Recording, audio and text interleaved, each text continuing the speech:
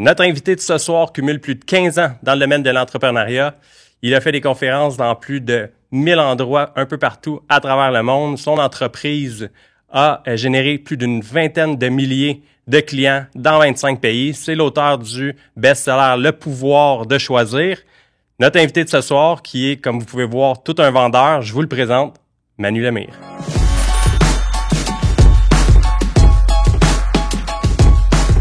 Manu?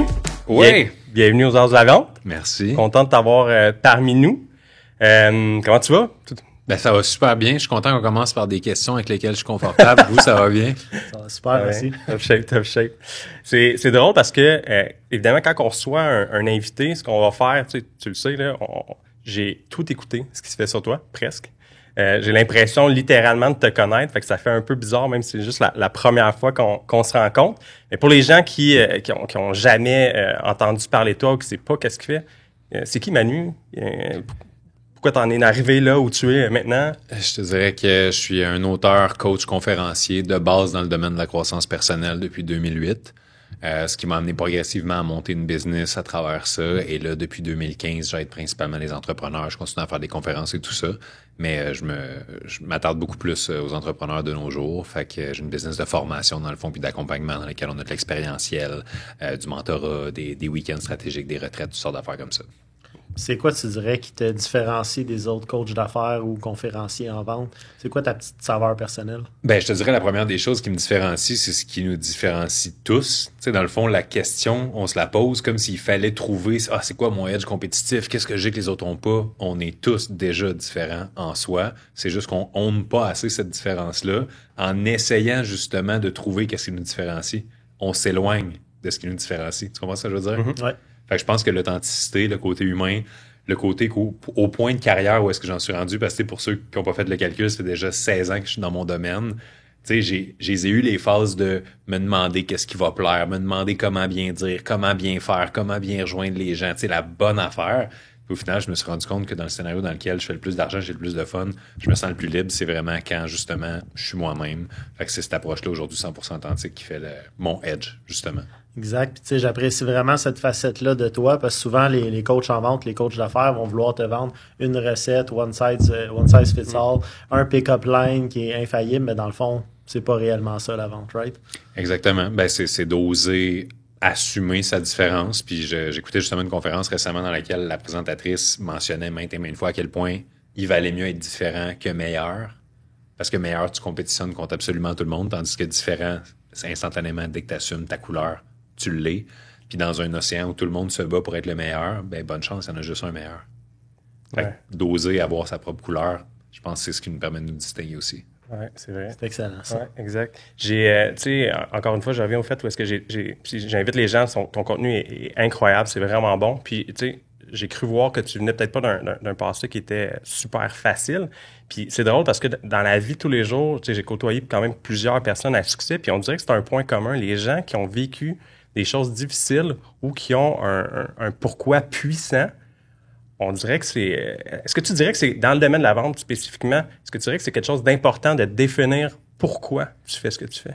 Ben, je pense que oui, ça peut être important de le définir, mais en même temps, c'est pour faire le parallèle avec est-ce qu'il faut avoir vécu des choses difficiles pour être capable de hustle son chemin jusqu'au succès? Ben, c'est un peu le même principe que, tu sais, quelqu'un qui a jamais eu faim, vas-tu vraiment apprendre à pêcher ou à chasser ou à faire pousser ses légumes? Non, il a jamais eu faim. Pourquoi il aurait fait ça? Puis c'est normal. On est, tu sais, wire, biologiquement, d'un point de vue évolutif, pour faire le moins d'efforts possible. C'est juste humain. On veut préserver nos calories au minimum pour survivre. Fait que, tu sais, quelqu'un qui l'a eu facile ou qui n'a pas eu nécessairement d'embûche ou qui n'a pas su c'était quoi d'avoir faim, tu sais, d'être pauvre, des choses comme ça, pourquoi il aurait voulu se forcer dans le fond? Fait que, tu sais, il y en a des super belles histoires de succès de personnes qui sont parties de milieux plus aisés, des choses comme ça. Okay. Sauf que c'est pas pour rien que ces gens-là qui partent plus défavorisés, souvent ils se disent, ben moi, mettons, la chaîne de la pauvreté, elle s'arrête après moi, tu sais, ou la chaîne de la violence, ou la chaîne de peu importe, tu sais, qu'est-ce qui est plus transgénérationnel, là, mais souvent c'est un motivateur qui est très puissant, ouais. Je m'en vais te voir, tu vas me coacher parce que moi je suis dans le domaine de la vente, puis je te dis, écoute, moi je veux hustle, monter mon niveau. Qu'est-ce que tu commences par où? Qu'est-ce que tu... Ben, la première chose, c'est que je veux définir avec clarté c'est quoi que tu veux dire par là. Okay. Puis avant même, tu sais là, c'est sûr, Parce que quelqu'un qui arrive comme ça, c'est quelqu'un qui est même pas encore qualifié pour être mon client, dans le sens où, tu sais, une fois que tu es mon client, tout ça, c'est déjà répondu. Je comprends. Parce qu'à partir de la seconde où quelqu'un doit évaluer si le fit est bon avec moi, j'envoie un formulaire qui prend à peu près 2 heures à remplir. Fait que, tu sais, je la connais, la personne, puis quand on commence ensemble le premier coaching, je sais t'es qui, je sais d'où tu viens, je sais où tu vas, puis tu sais, on perd pas de temps, là. Fait que c'est pour ça que ça va aussi vite. Mais, tu sais, je pense que ce processus-là, il est important. Fait que quand tu dis, moi, je veux hustle my way through, ben, je veux comprendre pour toi, ça veut dire quoi hustle? Pour toi, ça veut dire quoi réussir? Tu me dis, je veux un succès financier. C'est quoi un succès financier? Ah, je vais faire 800 000, OK, 800 000 net, 800 000 brut, 800 000 en 6 mois, 800 000 en 1 an, 800 000 d'ici telle date. Définir un objectif. C'est clair. ça. Parce que si c'est pas clair, puis aussi, quand les gens sont confrontés à devoir clarifier leur objectif, souvent ils se rendent compte que ce qu'ils disent vouloir et ce qu'ils veulent vraiment, c'est 2 choses. Je vais te donner un exemple super typique, là, c'est tellement frappant. Je savais que 2 clients, c'est des partenaires d'affaires, sont avec moi dans le bureau en coaching. Ils me disent, on va faire 100 000 par mois. Je fais, bon, excellent, parfait. Avez-vous pris le temps de faire le budget de votre vie de rêve, genre for real? C'est combien ça prend pour avoir cette vie-là? Fait que là, je dis, on va le faire ensemble, OK? Mettez-vous un budget resto, budget activité, budget enfant, hypothèque, massage, loisirs, gambling, genre, mais vraiment toutes tes dépenses possibles dans ta vie de rêve. Puis on va regarder ça représente combien. Puis là, on se rend compte que ça représente 40 000 par mois. Fait que là, eux autres sont là à hustle, grind, faire des heures qui n'ont pas de bon sens, être déséquilibrés, tu sais, pas pouvoir finalement enjoy the process parce qu'ils se mettent trop de pression. Ouais. Mais la pression vient du terme pressé. Si t'es pressé, tu ressens de la pression. Sinon, c'est juste être rapide. Cette nuance-là est extrêmement importante à faire dans l'atteinte d'objectifs parce que si je te dis, tu sais, mettons, êtes-vous confiant que vous allez faire 100 000 d'ici la fin de l'année?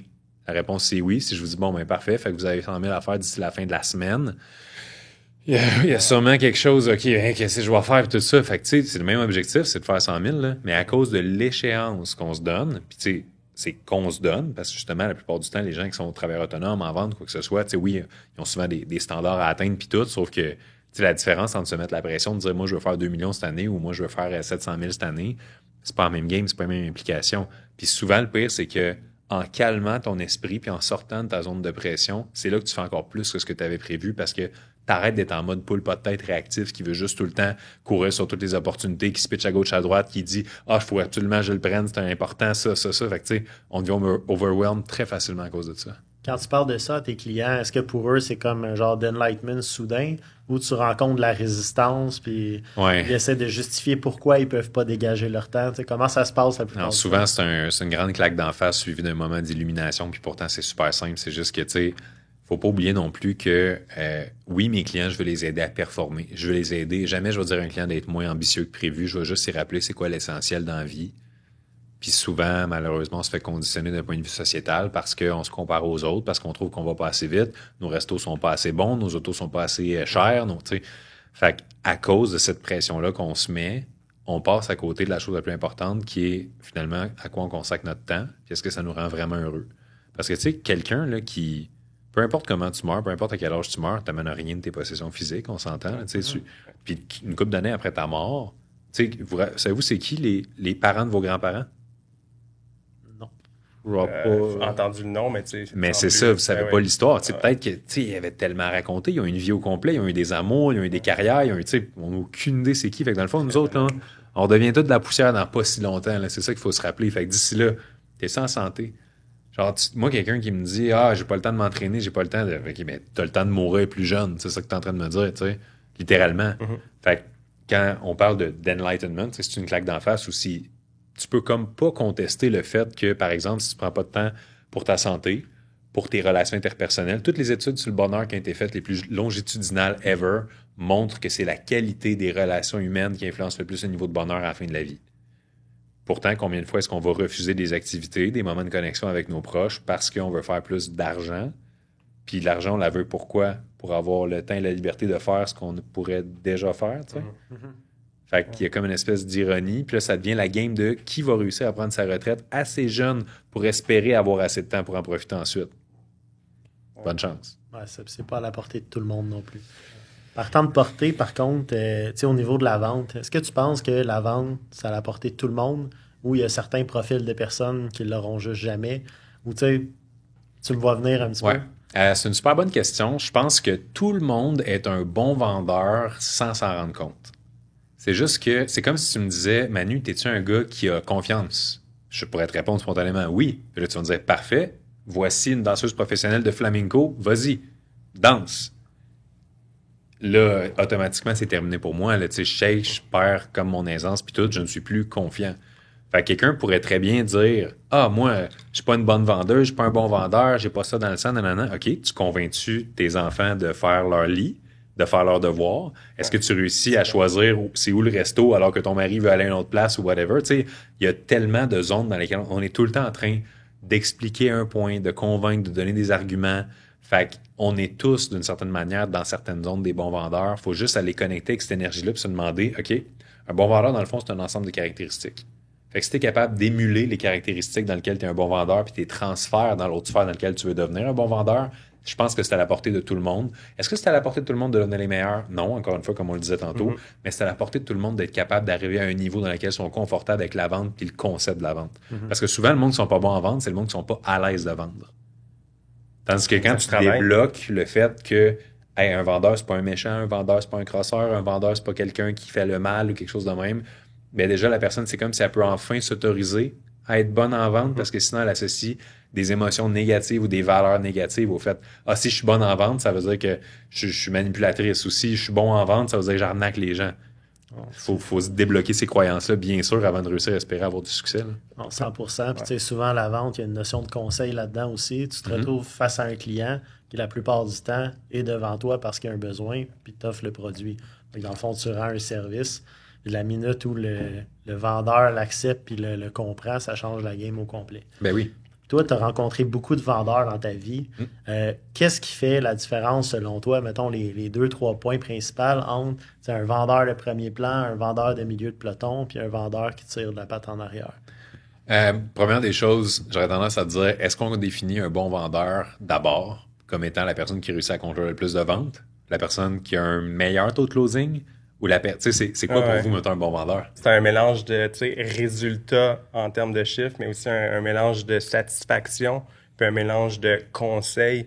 Je veux dire, essaye pas de me vendre quelque chose que j'ai pas de besoin. Donc, pour moi, un bon vendeur va être quelqu'un qui va cibler les besoins de la personne, puis qui va évidemment lui offrir le bon produit pour lui, ou le bon service, ou le bon coaching. Ouais, je pense que c'est un mélange qualité-volume, dans le sens où quelqu'un qui vend un volume d'affaires, qui génère un paquet de problèmes, un paquet de plaintes des clients, tout ça, ben, ça a un coût pour l'entreprise. Puis c'est un coût souvent qui est dur à calculer. Fait que je pense que l'erreur que beaucoup d'entrepreneurs font, c'est qu'ils vont focuser sur le chiffre du haut, alors qu'ils devraient plus fixer le chiffre du bas puis regarder tout ce qu'il y a comme coût par rapport à la vente par la suite. Fait que l'aspect qualité, donc à moi, est presque aussi important que l'aspect, ou aussi important que l'aspect du volume de vente. Mais tu en as parlé un peu tantôt, tu m'as dit, tu as dit, est-ce que la personne qui m'approche, c'est le bon fit avec moi? Donc, tu as filtré la personne. Donc, un bon vendeur, en principe, devrait filtrer son client et dire, tu peux être mon client, tu ne peux pas être mon client pour telle et telle raison. Puis, voici peut-être une porte de sortie vers quelqu'un d'autre qui va être mieux adapté pour pouvoir... Souvent, les vendeurs en début de carrière, moi, je considère que c'est une erreur. Vont pas assez filtrer leurs dossiers. Ils vont vouloir travailler tous les dossiers, faire toutes les ventes, alors que c'est pas toutes les ventes qui sont pour eux. Toi, tu le vois comment? Est-ce que c'est une erreur ou c'est quelque chose que... Ben tout à fait. Puis tu sais, dans un sens, je pense qu'il y a peut-être un passage obligé dans lequel il faut faire certaines erreurs peut-être pour réaliser qu'il faut plus les faire, mais c'est avec la répétition, puis it's a numbers game pour l'expérience aussi. Fait que veux pas... Si au début, tu attends juste d'avoir des gens qui ont vraiment le fit parfait avec ton client idéal, puis tout ça, puis tu sais, c'est pas nécessairement des ventes rendues là, c'est juste des redirections. Tu sais, signer ici. C'est pas nécessairement ça de la vente. Mais en même temps, je pense que la vente est avant tout une question de connexion humaine sincère. Et pour ça, ça passe par la psychologie humaine et ça passe par la capacité de quelqu'un à comprendre réellement quelqu'un d'autre. Puis souvent, on en parlait un peu avant, un bon vendeur pense qu'il doit s'exprimer de manière à réussir à être clair et compris par le client. Alors qu'un bon vendeur, selon moi, doit montrer au client qu'il est vraiment compris. T'sais, ma job, c'est pas que tu me comprennes. Ma job, c'est de te montrer que je te comprends. Puis après ça, la connexion se fait beaucoup plus naturellement parce que tu le sais que je suis pas en train de te vendre de quoi, parce que tu le sais que je t'ai assez écouté, puis je t'ai assez fait sentir que je te comprenais. Fait que si je te dis, si mettons, je te dis, hey, tu devrais absolument aller manger à tel resto, Mais j'ai même pas pris le temps de te demander si t'étais végétarien.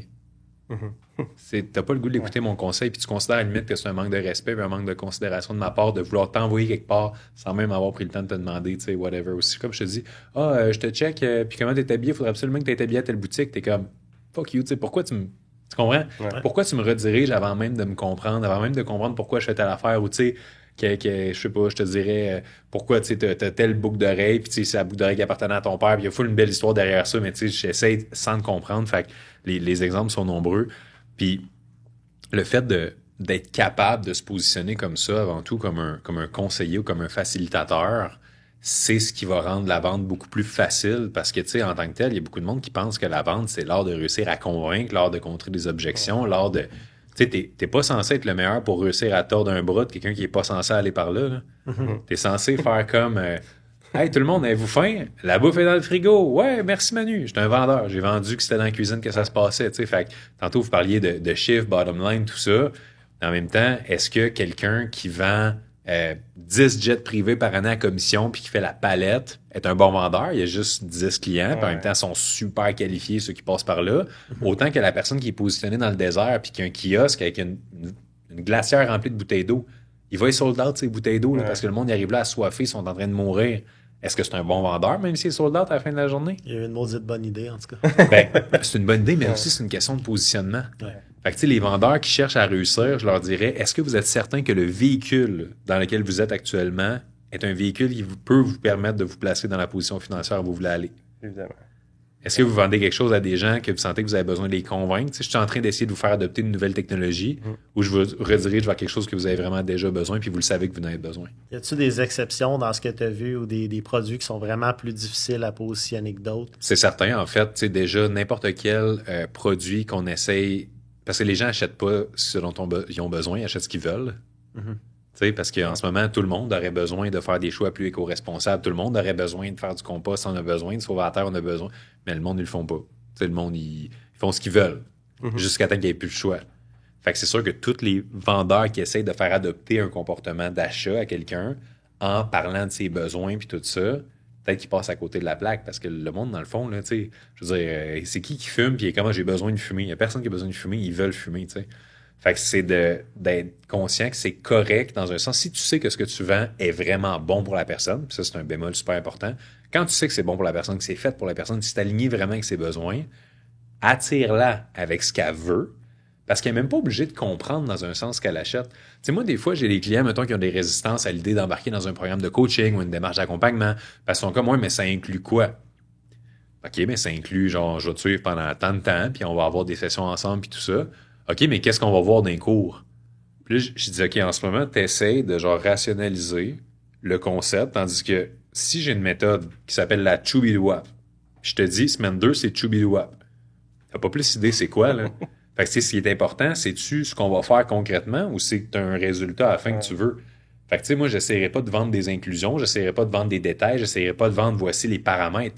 Parce que ça, tu sais, c'est pas émotionnel pour 2 cents. Ouais. J'essaie de connecter la personne avec le fait que, regarde, c'est-tu ça que tu veux? Je t'ai-tu bien compris? Oui, c'est vraiment ça que tu veux. OK, bien, parfait. Parce que justement, il y a 150 autres personnes avec qui j'ai travaillé qui avaient exactement le genre de situation que tu as, exactement le même défi, qui avaient le même objectif. Voici leurs 150 témoignages. Ça prouve que ce que je te parle fonctionne. Fait qu'on s'entend-tu que tout ce qui est en dedans, là, trust the process? Ouais. Un bon exemple pour ça, c'est l'assurance. Tout le monde a besoin d'assurance. Tu as une maison, tu as une auto, tu as une entreprise. Les gens vont t'exiger de l'assurance. Fait que, c'est pas un produit où tu as vraiment besoin de pousser la création, mais il n'y a personne qui va vouloir arriver et dire « Ah, moi, je veux lire, je veux savoir tout ce qu'il y a dans les 200 pages du contrat, je veux tout comprendre l'assurance avant d'acheter. » Les gens vont acheter la crédibilité de quelqu'un, vont choisir leur conseiller, puis après ça, ils vont te faire confiance, puis ils vont choisir le produit. Tu es un bel exemple parce que, tu sais, j'avais vu là, que quand tu as lancé ta première formation, on s'entend-tu que tu pouvais pas dire les gens ne savaient pas ce qu'ils achetaient, là, parce que tu n'en avais jamais fait. Exact. Pourtant, tu en as vendu, c'était-tu 150 formations, sans même que les gens ils savaient pas ce qu'ils achetaient. Là. Mais en fait, ils savaient pas ce qu'ils achetaient, mais ça, c'est aussi la philosophie de, tu sais, donne, jusqu'à temps que ça déborde. Puis, tu sais, le biais de la réciprocité, ceux qui connaissent pas en ce moment, les 6 biais cognitifs de Robert Cialdini, c'est un game changer pour n'importe qui veut vendre n'importe quoi. c'est fou comprendre cette psychologie-là. Puis entre autres, le biais de la réciprocité, c'est le fait que si tu as aidé un chum à déménager, il y a des bonnes chances qu'il veuille t'aider à déménager si tu lui demandes de l'aide. Fait que, on se sent redevable, c'est humain, c'est normal. Parce que dans une tribu, de base, dans l'évolution humaine au tout début, si tu fais juste prendre, puis tu redonnes pas, à un moment donné, t'es une nuisance, puis on va te sacrer dehors, puis tu vas mourir avec les tigres. Là, fait qu'on sait comment ça marche. Donc, étant donné ce biais-là, ben moi, pendant des années sur Internet, j'ai donné de la valeur sous forme d'articles, sous forme de capsules vidéo, sous forme de recommandations, sous forme de coaching gratuit, de formation gratuite. Fait qu'en gros, pendant 7 ans, j'ai donné sans jamais rien demander à personne. Fait que la journée où est-ce que j'ai dit, j'ai quelque chose à vendre, le monde, ça faisait 7 ans que je leur prouvais que j'étais une personne qui était alignée, que les bottines suivent les babines, ou parce que vice-versa, les deux suivent, c'est important, ça va à la même place. Puis je leur ai montré aussi que ils ont pu apprendre à me découvrir à travers ça, ils ont pu découvrir mon identité, mes valeurs, ma mission, ma vision, puis tout. Fait que c'est sûr que le moment où est-ce que c'était le temps de... Puis en plus, je ferais une garantie de satisfaction illimitée. C'est genre, moi, penses-tu que je vais être à l'aise d'avoir ton argent si t'es pas content? C'est pas ça que je veux comme relation. Fait que je mettais une garantie illimitée à ce moment-là pour cette offre-là en particulier. Fait que c'est pour ça que c'est l'offre qui a justement fait que je suis sorti de la pauvreté. Puis j'ai réussi après ça à scaler ça, à pu finir la business parce que justement, je me suis rendu compte que, OK, il y a vraiment quelque chose qui se passe. J'ai vraiment bâti une relation avec mon audience. Puis à l'époque, je pense que j'étais rendu à 20 000 abonnés. On parle de 2015, l'automne à peu près. Puis, tu sais, ça faisait des années que je la bâtissais, cette communauté-là. Fait que c'est sûr que ça a été plus facile de faire un coup de circuit. Along the road, là, tu es parti de loin. Puis là, tu nous expliques un peu ta stratégie. As-tu eu des moments de doute? Après combien de temps tu t'es dit, OK, je pense que ça va le faire, je pense que ça va être un succès? Jamais j'ai pensé à ça. Okay. Parce que j'ai jamais voulu que ce soit un succès. OK. C'est quoi que tu voulais? Je voulais aider pour le plaisir d'aider parce que c'est ma mission. Puis ça, c'est quelque chose que le monde va sûrement faire taille. Parce que c'est... Je veux dire, tout le monde veut faire de l'argent. Faut comprendre que je viens d'un milieu d'extrême pauvreté, mais pas comme un peu pauvre, genre qu'on n'avait pas une belle voiture. Non, je parle on était sans abri, moi et ma mère, puis on recevait des paniers de Noël pour manger, des affaires de même. Fait que, tu sais, venir de ce milieu-là, puis réussir à sortir de ces croyances-là, puis tout. Fait que, moi, tu sais, mon rêve, juste pour vous mettre en contexte, là, quand j'étais petit, je me souviens, les rares fois où est-ce qu'on pouvait aller au restaurant, moi et ma mère, on prenait la plus petite assiette, mettons une affaire à 2, qu'on se partageait, puis c'était hors de question qu'on achète un breuvage au restaurant, parce que je me rappelle, début des années 90, un 7-Up au resto, pour un verre, c'était 67 cents. Alors que des fois, à l'épicerie, au Super C, en spécial, le 2 litres, il venait à 49 cents. Fait que là, notre cerveau, là, il était comme... On peut pas payer 67 pour un verre alors que si on attend plus tard à la maison pour avoir un 2 litres pour 50 cents. Fait que mon rêve dans la vie, c'était d'avoir un jour les moyens de me payer un 7-Up au restaurant. Fait que tu sais, quand tu parles de la mentalité de un jour je vais réussir puis tout, mon je vais réussir, c'était de faire un jour 35 000. Tu vois le genre? Puis aujourd'hui, c'est quoi ton rêve? Sincèrement, j'ai pas de rêve financier. C'est plate, là. Puis non, je sais. Ça n'a pas besoin d'être financier. Ça peut être, tu sais, mettons, Manu dans 10 ans. C'est qui Manu dans 10 ans? C'est des bonnes questions. Puis là, on peut rentrer dans le plus philosophique qui sort du sujet de la vente un peu. Mais c'est parce que vu que, tu sais, j'ai atteint mes objectifs, genre, tu sais, ma bucket list, là, mes rêves, les voyages, les biens matériels, tu sais, j'ai tout coché ce qu'à une certaine époque étaient mes plus grands rêves. Puis, tu sais, même au niveau de l'impact, parce que, tu sais, au-delà du matériel puis des finances, tu sais, je voulais rejoindre 1 million de personnes. Je voulais faire des conférences devant une salle de 1000 plus personnes. Tu sais, j'avais tous ces rêves-là. Puis tous ces milestones-là, ils ont tous été atteints. Puis on parle de, tu sais, là, on est en 2024, on parle de 2016, 2017. Pas mal la bucket list a commencé à être cochée. Fait que, tu sais, quand ton rêve, mettons, c'est de rejoindre 1 million de personnes sur les réseaux sociaux pour les aider, faire un impact positif dans leur vie. Puis là, t'es rendu, t'as rejoint 10 millions de personnes. C'est pas vrai que tu as fixé un objectif. Bon, à la place, ça va être 10 500 000. C'est pas vrai que c'est un objectif. C'est pas vrai que ça te stimule, tu sais. Au même principe de se dire, je vais faire 1 million, puis là, mettons, tu l'atteins, tu te dis, OK, bon, mais 1 200 000, tu sais, ça part pas vraiment de soi, ça part juste du fait que l'être humain est un être d'objectif, puis on doit toujours aller plus tout le temps. Fait qu'au moment où on se parle, tout ce qu'on peut améliorer comme sphère, on peut améliorer notre corps, on peut améliorer notre mindset, on peut améliorer la qualité de nos relations humaines, notre compte de banque, notre impact social. C'est des choses que je veux améliorer, mais ce n'est pas des choses que j'ai besoin d'améliorer. Cette nuance est extrêmement importante parce que j'en coach des clients malheureux parce qu'ils comparent leur hélicoptère à celui du voisin puis ils trouvent qu'il est cheap. Ouais. On ne veut pas être dans cette situation-là. Ouais, évidemment. De se sentir poche parce que t'es comme gêné de ton hélicoptère, là. Non, mais pensez-y, il y en a du monde. Là. C'est clair. Fait que, tu sais, c'est une game qui n'a... Tu sais, je veux dire, n'importe qui ici qui pense qu'il est un big shot au Québec, ben, va-t'en passer une semaine à Monaco puis reviens déçu de toi-même. Hein, tu sais. Fait que, non, mais vous comprenez ce que je veux dire? Fait que c'est pour ça que mes objectifs en ce moment, comme le Manu de dans 10 ans, c'est pas en lien avec des grands rêves ou des grandes causes, des grandes affaires. C'est plus que je regarde comment je peux moi-même actualiser dans mon présent une mission de vie ou une mission d'être ou une mission d'affaires qui fait en sorte que je peux toujours faire deux choses. Me réveiller en feu parce que je suis excité de ce qui s'en vient, puis m'endormir en paix parce que je suis fier de la personne que j'ai été dans le processus. Puis que tes arrière-petits-fils se souviennent de toi. C'est même pas nécessaire. Non? On s'en crisse. Bien honnêtement, là, genre, tu sais, c'est de l'ego. Là. J'espère qu'on va se rappeler de moi. J'espère que, tu sais, il va y avoir une plaque avec mon nom et un masque de Batman un jour sur la tête, tu sais. Tu comprends? C'est comme, moi, je veux pas être enterré. J'ai une statue en bronze dans le jardin. Puis là, mes descendants vont penser devant la statue à leur stratégie de marketing. Tu sais, c'est pas... J'ai pas de... L'idée du legacy ou de whatever. Tu sais, à la limite, vous connaissez Sean, tu sais, on fait le podcast. Sean, c'est un de mes bons amis. Pourquoi? Parce que on rit, mais comme on rit fort. Là, on a vraiment le même humour. On a du fun. Vous le connaissez aussi. On a vraiment beaucoup de plaisir. Puis, tu sais, c'est pas une question de, tu sais, on compare nos bébelles ou whatever. C'est une question, genuinely, on peut être des enfants authentiques ensemble. On peut vraiment avoir du plaisir. Puis c'est ça, tu sais, être bien dans mon corps, c'est une mission. Fait que, tu me dis, dans 10 ans, je vais être encore très bien dans mon corps, être énergique, avoir la capacité de faire ce que j'ai envie de faire, de me sentir libre là-dedans. Dans 10 ans, je vais être encore libre de mon temps, je vais être encore libre de mon argent, je vais être encore... Tu sais, je veux continuer d'actualiser les choses qui font en sorte que j'aime la vie maintenant. Puis à travers ça, je m'ouvre à ce que la vie veut faire à travers moi. Fait que si on est extrêmement focusé des fois sur des objectifs, surtout les objectifs financiers, des fois on peut passer à côté de tout ce qui se passe. Tu sais, tout ce qui se passe, là, c'est... On gage comment que ça m'est déjà arrivé, mettons, de regarder un coucher de soleil puis d'être profondément plus ému, puis plus reconnaissant, puis plus heureux que quelqu'un qui s'achète un char de l'année.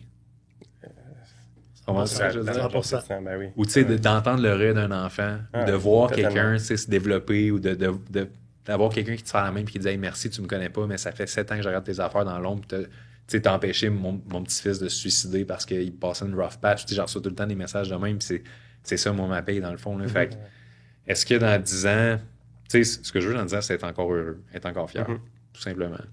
Je trouve que ça s'applique vraiment à vendre parce que il y en a des vendeurs aguerris qui vont écouter le podcast, qui ont le luxe de choisir leur clientèle, qui font des bons revenus.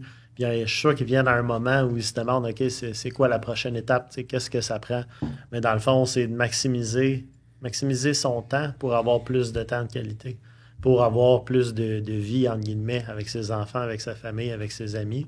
Puis si tu es capable au passage de continuer à obtenir des bons résultats, puis même les améliorer en travaillant moins de temps, au final, ça va te donner plus de qualité de vie. Puis je dirais même, non seulement ça, mais au-delà de become more so you can give more. À partir d'un certain niveau, tu sais, quand tu sors d'espèce de course dans laquelle tu te dis, tu sais, je dois posséder des choses, je dois montrer que je suis important, puis j'ai le droit d'être sur cette terre-là autant que tout le monde. Je dois montrer qu'on devrait m'écouter quand je parle. Je dois montrer que j'ai de la crédibilité. Au-delà de ça, il y a sincèrement de se regarder dans le miroir puis de pas penser que la croissance personnelle, ça se fait par hasard parce qu'on vieillit. Sinon, toutes les personnes âgées seraient des maîtres illuminés de sagesse.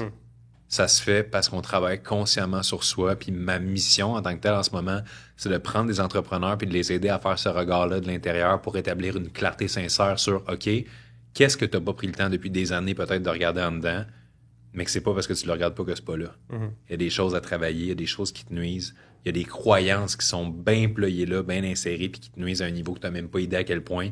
Puis, c'est juste le niveau de transparence, mettons, le niveau d'honnêteté.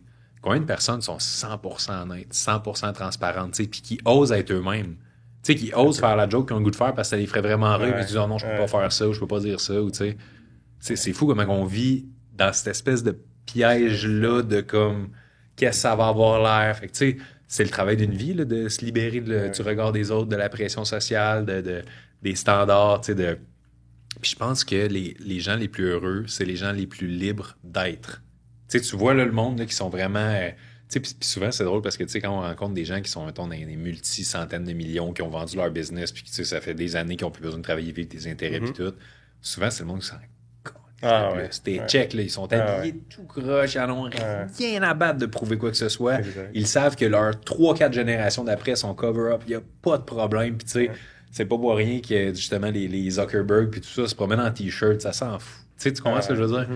Fait que je pense que ça, ironiquement, le niveau de succès qu'on peut atteindre est beaucoup plus possible qu'on le croit grâce à l'approche authentique de ne pas jouer cette game-là non plus. Puis, tu sais, la fidélisation de clientèle, que ce soit le transfert d'un prospect en client ou le fait qu'un client devienne un ambassadeur qui parle de toi, passe beaucoup par la relation. Puis cette relation-là est seulement possible lorsqu'elle est 100% vraie et transparente.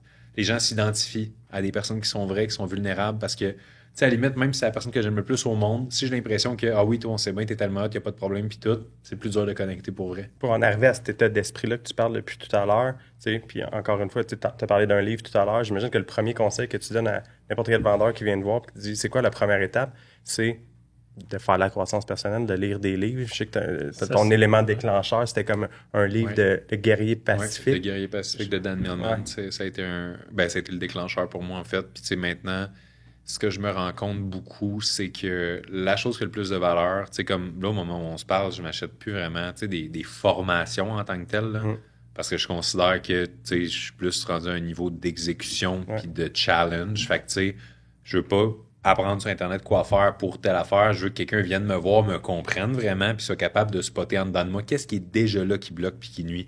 Fait que c'est pour ça que je me fais coacher pour mon corps, je me fais coacher pour ma carrière, je me fais coacher pour ma tête, je me fais coacher au niveau relationnel aussi.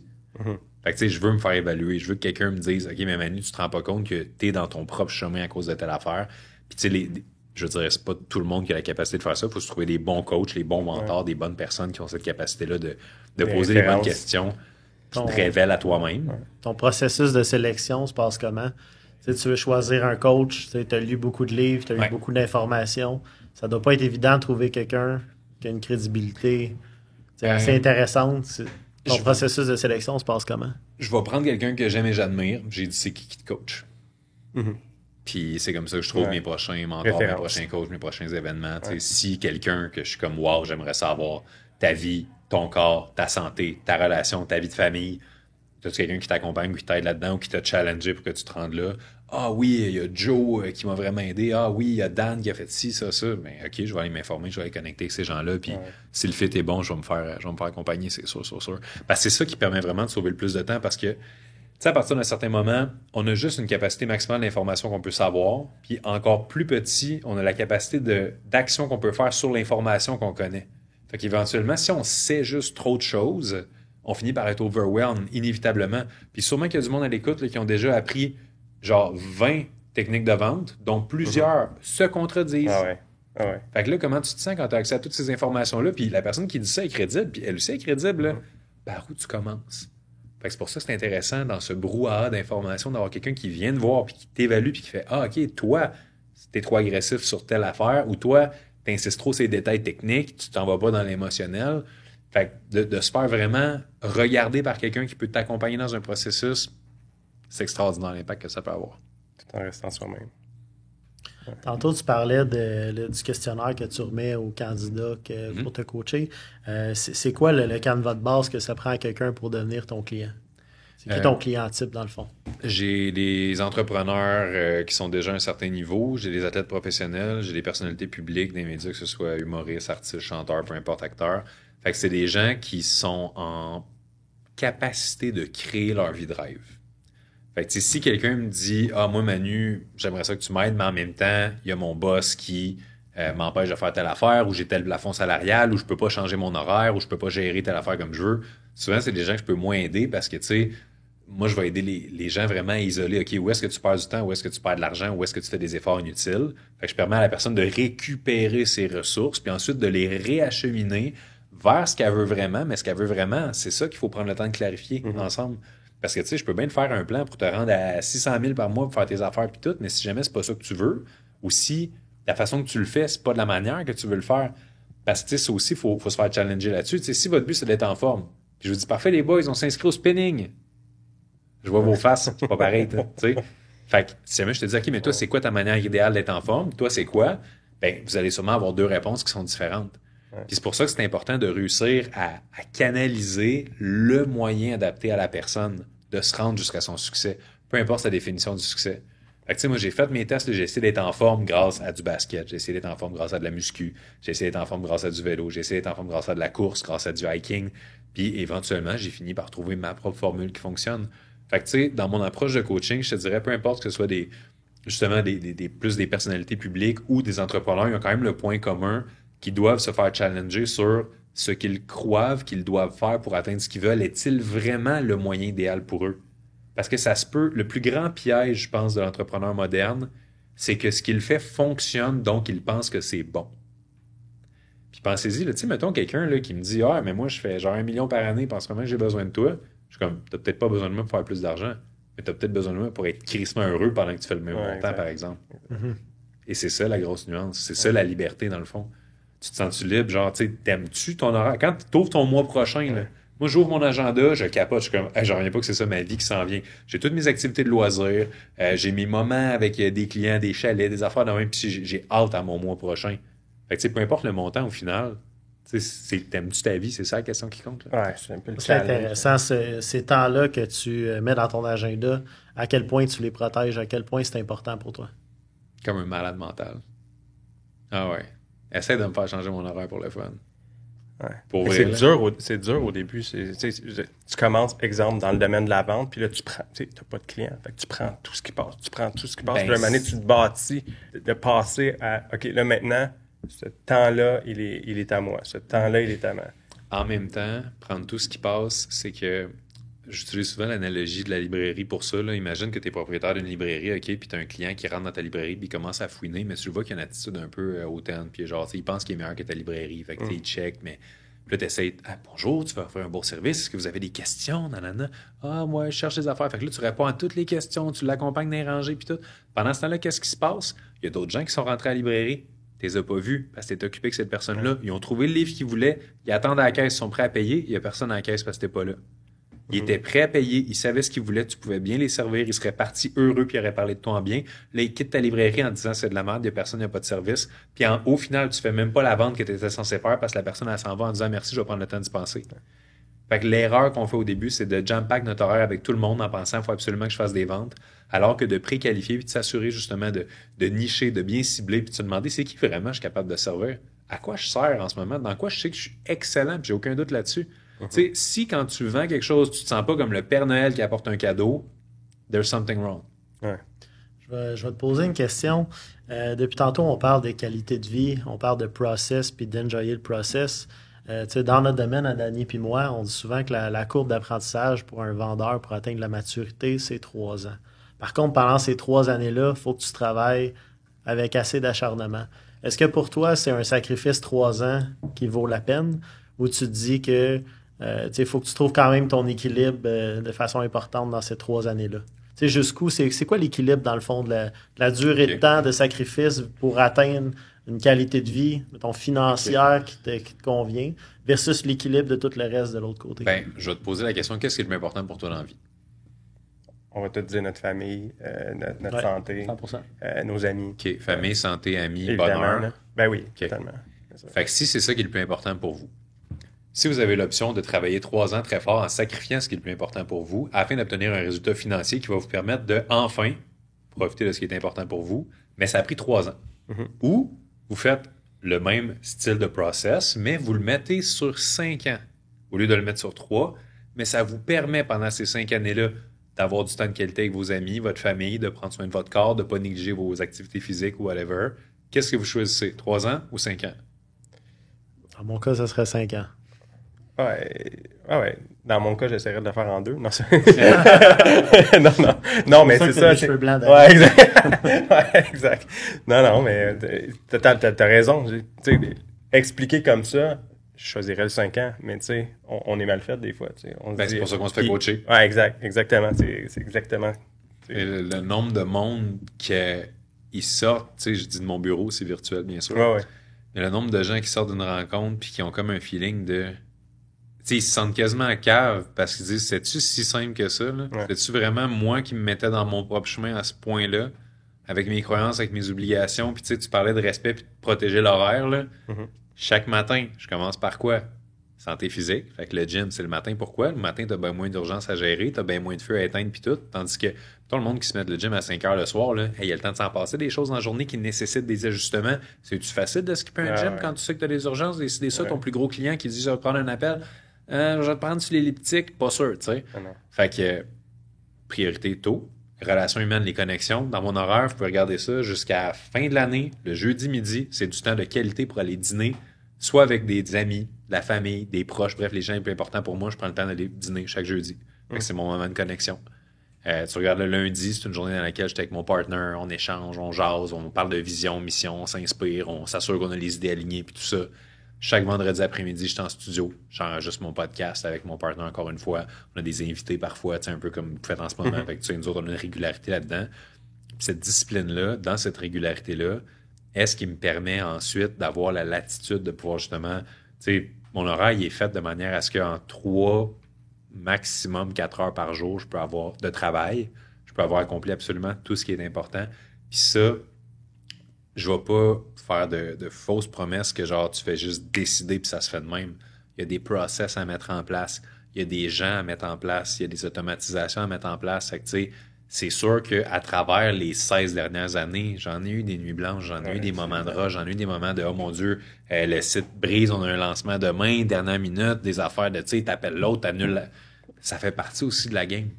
Mais c'est, imagine, déjà qu'on a les imprévus à gérer, si en plus on crée notre vie consciemment en mode éteindre des feux, en plus des feux inconscients qui se rajoutent là-dedans, bonne chance. Là, moi, quand on fait du coaching, je pense qu'on réalise à un moment donné que ton succès passe par le succès des autres, par le succès de tes clients. Ben oui. Y a-t-il une histoire qui te rend particulièrement fier, une histoire de succès avec un de tes clients que c'est un coup de cœur? Sans nommer de nom, si c'est confidentiel. Ouais, ben tu sais, je pourrais en nommer quelques-uns qui m'ont donné leur accord de partager certaines affaires. Mais tu sais, sans faire le name dropping non plus pour autant. Là. Mais je vous dirais, tu sais, overall, j'ai plusieurs histoires à succès qui sont très variées les unes des autres parce que j'ai une qualité, une quantité de clients qui sont, tu sais, vraiment des fois, là, comme je peux avoir un combattant UFC, comme je peux avoir un multi-entrepreneur dans différents domaines qui a genre 20 business. Puis tu sais, comme c'est drôle parce que justement, il y a un entrepreneur à succès que je coachais récemment.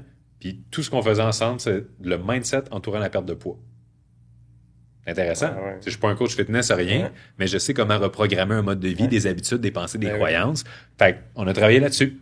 Fait que tout simplement, alors que ma personne, tu sais, UFC, qui est super en shape puis tout, mais qu'est-ce qu'on a fait? C'est qu'on a travaillé sur c'est quoi pour toi gagner? C'est quoi pour toi perdre? Est-ce que ton identité est rattachée aux résultats qui se passent dans le ring? Sais-tu, tu gagnes, t'es un winner, tu perds, t'es un loser? Non, c'est pas de même ça marche, la vie, là. Tu peux pas être juste le résultat. Ouais, mais là, c'est... Tu sais, fait il y a beaucoup de croyances, mais d'autres personnes aussi, c'est peu réduire le résultat financier. Fait que des gens qui viennent me voir sont dans les eaux de, mettons, 50 000 par mois, puis ils gagnent déjà super bien leur vie par rapport à la moyenne. Mais tu vois que dans les processus, tu sais, c'est ça qui est le fun de travailler avec des gens qui ont déjà des belles business, c'est que souvent, tu fais un petit ajustement ici, un petit ajustement là, puis tu transfères l'énergie qu'il met là, ici. C'est quasiment chirurgical, là. Mais c'est game changer. Tu te ramasses que tu travailles 15 heures de moins par semaine, tu as besoin de 2 employés de moins, puis tes clients sont 3 fois plus satisfaits parce que tu es plus capable de les cibler eux, tu sais. Mais c'est ça, c'est drôle parce que sur notre site web, justement, avec Guillaume puis moi, mon partenaire que je salue, bonjour Guillaume, on a lui aussi a des centaines de témoignages, ça fait longtemps qu'on fait ça les deux, fait que on en a des histoires à plus finir, autant de témoignages, screenshots, vidéos, tout ça, de coaching, de conférences, de programmes, de ça, fait. Mais des histoires extraordinaires, tu sais. Ben, c'est ça. Avez-vous 3 heures encore? Là, c'est ça. C'est quoi le meilleur moment pour aller te voir? Parce que souvent, j'ai l'impression que les entrepreneurs ou les gens que tu coaches vont aller te voir quand ça va pas bien. Est-ce que c'est le meilleur moment pour eux de t'appeler? Ou tu dirais que c'est d'y aller Même principe avec la thérapie de couple. Hein? Ça, c'est quand ça va bien. Il faut aller en thérapie. C'est pour aller vérifier les affaires pendant qu'on est prêt à en parler puis ça nous tente. Fait que je te dirais, le meilleur moyen, en fait, tu sais, les gens ont beaucoup au début, quand le coaching est arrivé sur le marché, là, le monde était comme si tu es un psy, nanana, comment ça marche? Fait qu'on avait l'impression que tu sais, t'as pas moyen de payer un psy, tu vas payer un coach. Tu sais, c'était quasiment ça au début, tu sais, où je vais me payer un psy bas de gamme, tu sais. Puis éventuellement, le coaching a commencé à faire beaucoup plus sa définition qui est principalement basée sur l'atteinte d'objectifs. C'est surtout ça. Mais est-ce que je suis parti quelque part? C'était quoi la question? C'était, oui, c'est quand le meilleur moment? C'est le meilleur moment, c'est quand tu sens en dedans de toi que ne serait-ce qu'un petit quelque chose qui monte, un petit parce que tu sens qu'il y a une différence entre ton potentiel et ta version actuelle. Fait que ce soit ton potentiel économique puis tes finances actuelles, que ce soit ton potentiel physique et ton physique actuel, ou à quel point t'es pas épanoui dans ta relation. Tu sais, je veux dire, un homme pourrait très bien venir me voir parce qu'il sent qu'il peut pas être 100% lui-même avec sa femme. Pourquoi tu as l'impression qu'il faut que tu caches des choses? Pourquoi tu as l'impression que tu as l'affaire? Tu sais? Ça se travaille, ça aussi. Fait que c'est beaucoup la relation de soi à soi, puis je l'ai dit comme 1000 fois dans le podcast, mais c'est comment faire stratégiquement pour s'enlever de son propre chemin et devenir son meilleur ami au lieu d'être son pire ennemi, souvent inconsciemment. Fait que quelqu'un qui souhaite s'épanouir puis sentir vraiment en dedans, tu sais, c'est quoi cette vie-là quand tu es libre, là? Mais tu sais, la vraie liberté, là, la liberté totale de te dire « Aïe, la vie, c'est quasiment devenu un jeu. » Tellement que je sens que je peux être moi-même, puis c'est pas grave, puis à la limite, je suis encouragé pour ça, puis j'ai des conséquences positives de ça. Fait que c'est ces gens-là, vraiment, que je dirais comme foncez, là, n'hésitez pas, puis il y a une bonne liste d'attente aussi, fait que plutôt que plus tard. Si vous venez me voir parce que vous avez un problème, je peux pas vous aider vraiment pas bientôt. Là. Il est mieux de prévoir les problèmes. Il est mieux de pas être gros le problème. Non, c'est ça. C'est urgent. C'est comme, j'ai acheté un corde! Qu'est-ce que tu dis? Je saute du coq à l'âne, mais tu sais, le domaine de la vente peut, avec tout le AI qui est en train d'arriver, puis peut-être que toi, tu vis ça aussi. Est-ce que ça te fait peur de dire, moi, je vais être remplacé éventuellement par des coachs? Écoute, j'ai pas peur de ça du tout. D'ailleurs, en ce moment, c'est même pas moi qui parle, c'est mon robot. Je suis même pas en studio, c'est malade, c'est à ce point-là. J'ai pas peur de ça parce que, tu sais, dans ma tête, c'est comme si quelqu'un disait « Oh mon Dieu, t'as-tu peur de ça? L'électricité, ça s'en vient. » Ben, c'est un amplificateur de ce qui est déjà là. Fait que c'est un accélérateur. Je pense que les AI, tu sais, beaucoup, c'est drôle, j'avais une conversation en auto en m'en venant là-dessus avec quelqu'un au téléphone parce que optimiser ses déplacements en voiture, life hack, number one, ou presque.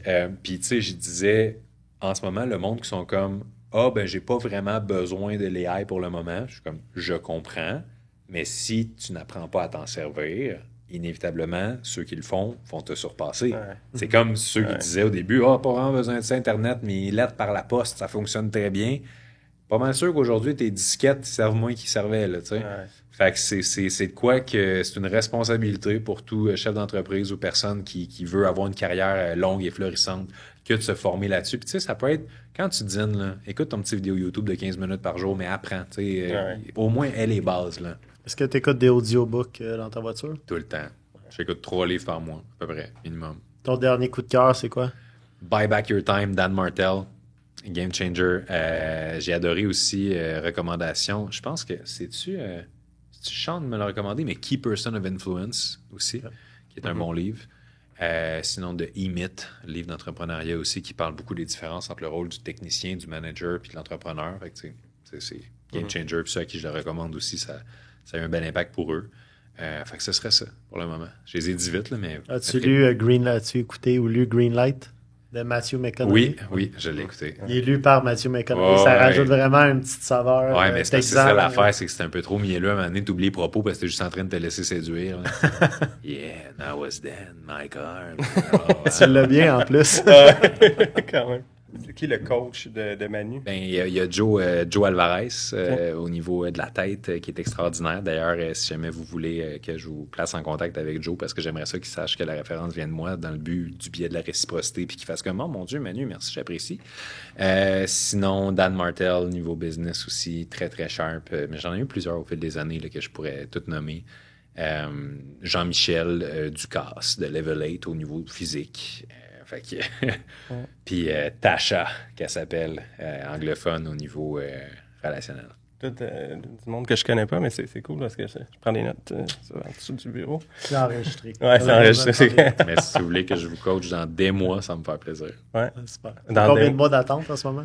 Ben là, c'est sûr, tu sais, je veux pas dire ça en live parce que le monde qui écoute ça, c'est peut-être dans 2 ans qu'il l'écoute. Fait que tu sais, ça change tellement que comme prenez une chance. Bon point. Mot de la fin, qu'est-ce que tu dirais à quelqu'un qui nous écoute pour l'inspirer, pour le... All right. Je dirais, c'est le premier de l'épisode de ce nouveau podcast que vous lancez. Fait que, premièrement, merci au nom de tous ceux qui vous écoutent de rendre accessible de l'information sur la vente. Je pense sincèrement que le partage d'informations et surtout d'expérience de certaines personnes qui ont quelques années derrière la cravate, c'est fou à quel point ça peut faire une différence. Parce que, quelqu'un justement publiait sur Facebook récemment un statut qui disait le meilleur moyen d'avancer, c'est l'expérience. Allez-y, faites des erreurs. Puis j'ai juste commenté non, c'est d'apprendre des expériences et des erreurs des autres. T'es pas obligé de les faire toi-même. Ouais. Je pense que c'est à ça que ça sert le mentorat et l'accompagnement.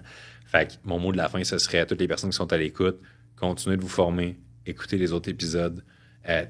N'arrêtez jamais d'avoir cette soif-là de recherche d'informations, mais pas juste d'acquisition d'informations pour avoir plus de connaissances. Assurez-vous de vous faire challenger de temps en temps. À l'école, on fait pas juste apprendre, on a des examens des fois. Fait que c'est important de prendre le temps de se faire remettre le grand questionnaire qui nous montre où est-ce qu'on est. Est-ce qu'on est aligné avec où est-ce qu'on va? Je pense qu'une des pires choses qu'on peut faire, c'est aller très vite dans la mauvaise direction. Ouais. Fait que souvent, c'est là qu'un coach va intervenir pour pouvoir t'assurer que tu es aligné, tu es en cohérence avec tes buts, puis pas juste tes buts financiers, mais tes buts d'être humain. Fait que puis si je peux faire un petit call to action, pour ceux qui écoutent ça, s'il y en a qui sont intéressés à en savoir plus, mon histoire, mon parcours, juste m'écrire sur Instagram, Man Lemire, ça va me faire plaisir. J'ai un podcast aussi qui s'appelle le Life Mastery Podcast. On parle de mindset, on parle de business. Vraiment intéressant. Peux-tu me le refaire en anglais avec la voix de Matthew McConaughey? Yeah, so then you want to come to my podcast, maybe. Danny, avais-tu quelque chose à rajouter? Non, merci Manu d'être le premier. Donc, de t'être prêté au jeu. Je sais que quand tu es quelqu'un qui a déjà fait des centaines de podcasts, d'aller dans un podcast qui est tout nouveau, que tu n'as aucune idée comment ça va virer, tu as quand même mis ton nom sur notre podcast. Je savais pas, je l'aurais pas accepté. C'est ça. Mais non, ça fait vraiment plaisir. Ouais. De toute façon, moi, c'est Sean justement qui m'a lancé l'invitation. Puis comme c'est un ami, c'était évident que j'allais venir contribuer à apporter de la valeur à son podcast. J'adore le gars. Fait que c'est comme living is giving. Puis de toute façon, tant qu'on a eu du fun aujourd'hui, c'est ça l'important. Cool. Merci Manu. Merci Manu. Yes.